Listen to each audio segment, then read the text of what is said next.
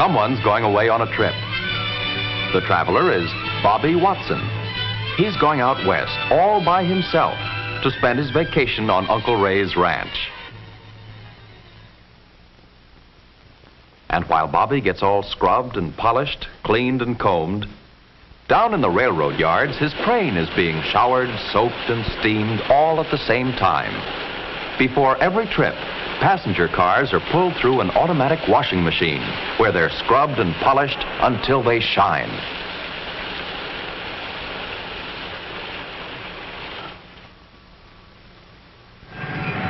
The big diesel-electric locomotives, already cleaned and oiled, wait to be called for work. In another part of the railroad yard, fresh linen and towels are put on the train, and food for the dining cars where the passengers will eat while they ride. The Watsons live in a big city. Just now, Bobby and his father are coming to the station in a taxi. Some passengers arrive on foot, some in cars, and some by bus. The station is a busy place. Many trains come and go in this station. The bulletin board shows what time each train should arrive and leave, and whether it's on time or late. At the baggage counter, people may check their bags and suitcases to be carried in a special baggage car. Mr. Watson prefers to carry Bob's suitcase right onto the train. There are stores and newsstands in this station, too. Bob thinks a magazine may help to pass the many hours on the trip. "Let's go," says Mr. Watson. The sign tells him where to go. Passengers pass through this gate to get to their train.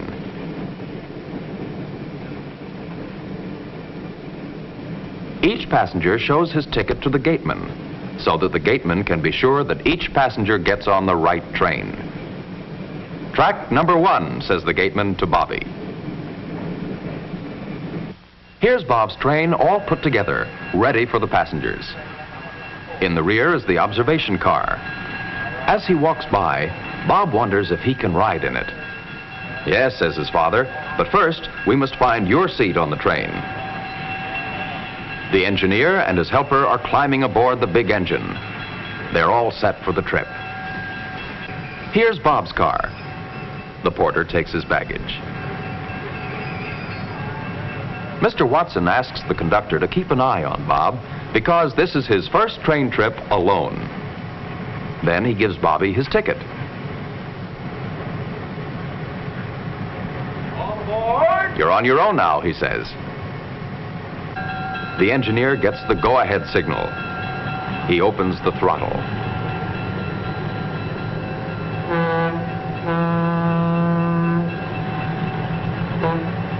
The huge locomotive sets the train in motion, slowly at first. The signal light is green. The road is clear. Through the railroad yards, the train travels slowly.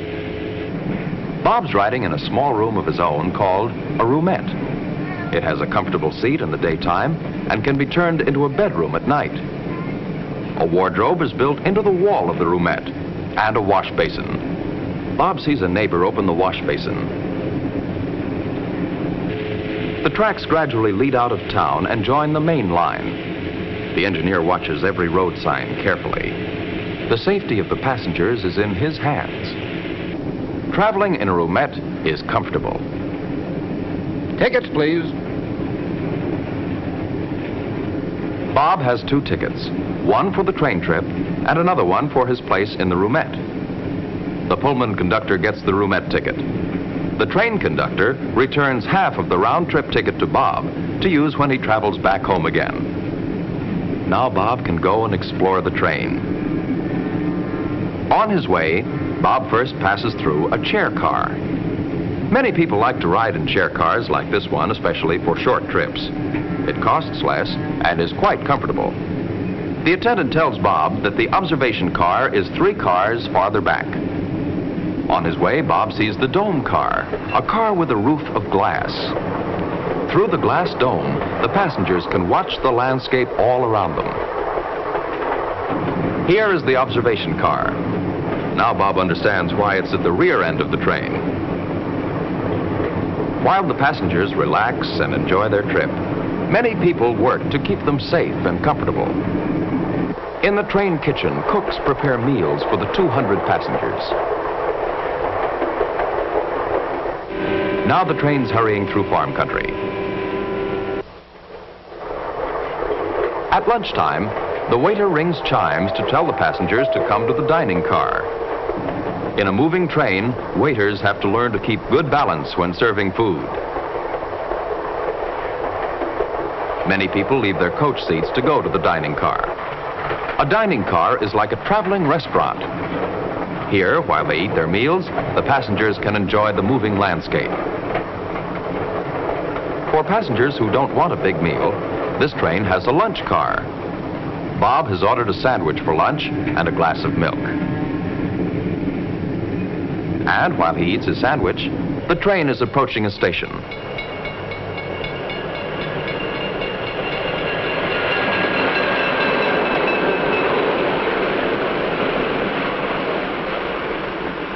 It's just a small one, but it's important for the train crew because here, the engineer and his helper are leaving the train and a new crew takes over. This way, the train has a rested engineer every few hours.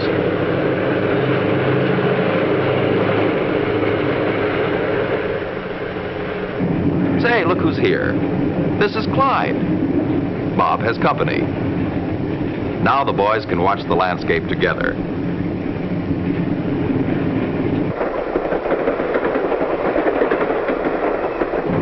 And they can talk about the things they've seen on the trip so far.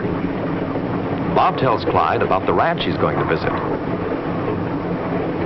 After a while, they decide to go to the observation car where they can play checkers. In good company, the afternoon passes quickly. The boys don't even notice that the sun is gradually setting. It's already bedtime for small children. This room is larger than Bobby's and is called a bedroom. Already the evening meals are being served.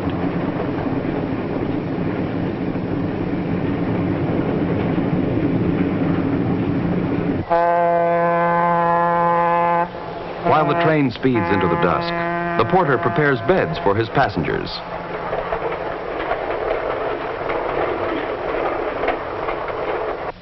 The shadows grow longer, and the countryside darkens.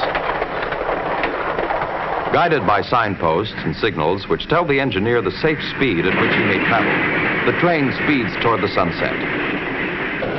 One by one, the lights go out, and the passengers go to sleep. This is how a passenger goes to rest in a roomette prepared for the night.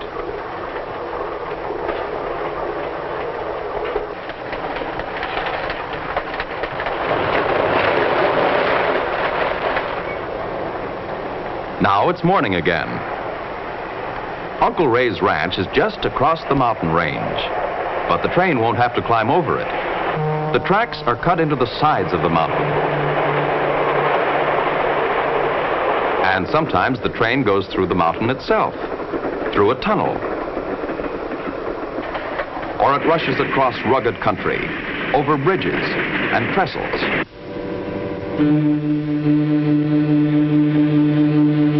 Are you ready? Asked the Pullman conductor. Bob will get off at a small station where the train stops only for a moment, but he's all packed and ready.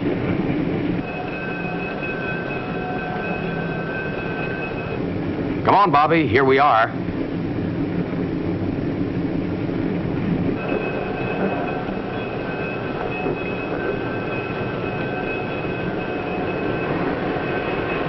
The porter carries a step for passengers so that they can get off the high cars easily.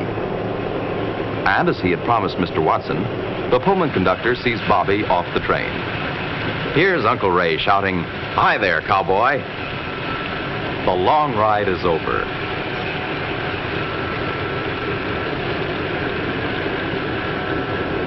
Uncle Ray's Jeep is waiting.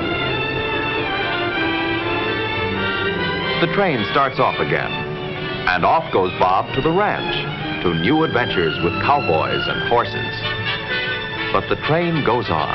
On across more mountains, more valleys, across desert country until it reaches its destination, California.